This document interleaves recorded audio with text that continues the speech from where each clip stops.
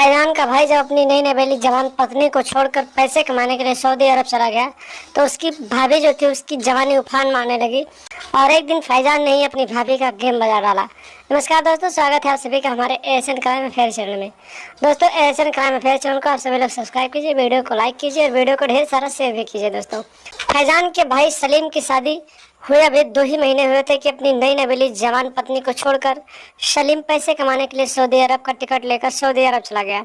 और फिर वहां से लगभग 1 साल 1.5 साल तक वापस जब नहीं आया तो फिर सलीम की पत्नी जो थी उसकी जवानी उफान मारने लगी और उसकी जो गुफा थी वो किसी की तलाश करने लगी। और फिर वो पूरी पूरी रात अपने बेड पर लेटकर छटपटाने लगी और एक्सर बासठ करवाने के बारे में सोचने लगी। तो फिर वो अपने देवर फैजान के ऊपर डोरे डालना शुरू कर दिया उसने। और फिर एक दिन रात के करीब 12 बज रहे थे। सलीम की पत्नी अपने पति सलीम से बातचीत कर रही थी वीडियो कॉल पे और अपने प्राइवेट पार्ट को दिखा रही थी। तभी अचानक फैजान ने उसके प्राइवेट पार्ट को देख लिया और फिर अश्लील हरकतें करने के बारे में सोचने लगा, उसके साथ कुछ संबंध बनाने के बारे में सोचने लगा। और इसी तरीके से 2 दिनों तक सोचता रहा, लेकिन वो डर के मारे अपनी भाभी से कुछ नहीं कह पा रहा था। और एक दिन की बात है, रात के करीब 2 बज रहे थे।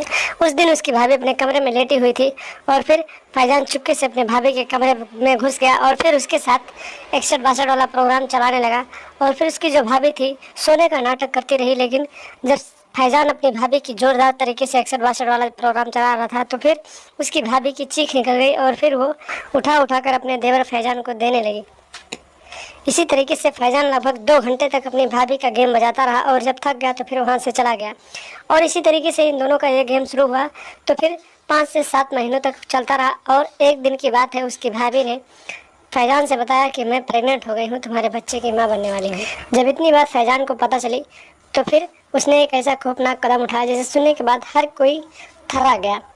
फैजान ने सोचा कि अगर ये बात भैया को पता चली तो फिर मुझे घर से निकाल देंगे और फिर मेरी बहुत बदनामी होगी। तो फिर एक दिन फैजान ने एक ऐसा प्लान बनाया और फिर आधी रात को जब वो अपने भाभी के कमरे में गया और 61-62 वाला प्रोग्राम चलाने लगा और चलाने के बाद वहाँ से जाने लगा, तभी अचानक उसकी भाभी ने कहा कि एक बार और प्रोग्राम चलाओ।